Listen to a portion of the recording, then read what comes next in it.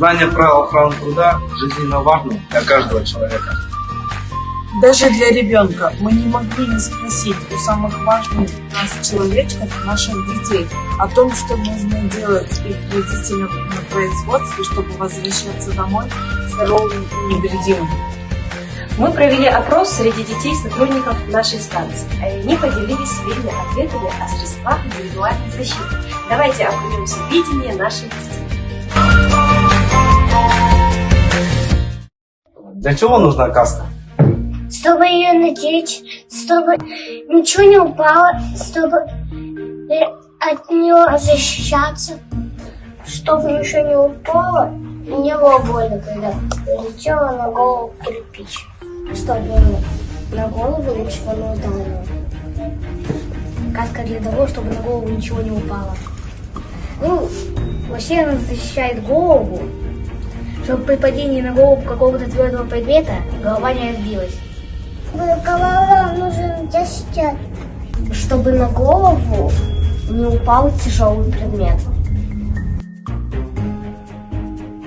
Они защищают уши от громкого шума. Чтобы ничего не слышать. Беруши — это штука, которыми закрывают уши. Чтобы ничего не слышать при каких-то работах. Чтобы звук не был. Это наушники. Чтобы работникам не мешал громкий звук. Очки нужны для того, чтобы в глаза не попадала пыль. Чтобы в глаза не попала никакая пыль. Очки для того, чтобы в глаза не попали искры и пыль от после пиления чего-то, или как это говорится. Чтоб не было грязи на руках. Мама, руки не стекнуть. Чтобы не оспарить. Несчастный случай — это когда либо что-то ломается из-за...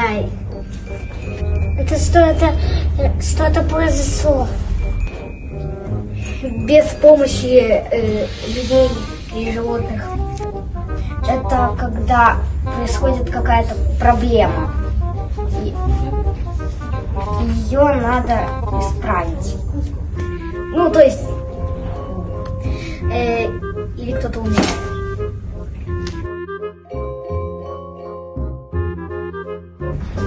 Стоп, насчет... Вот это?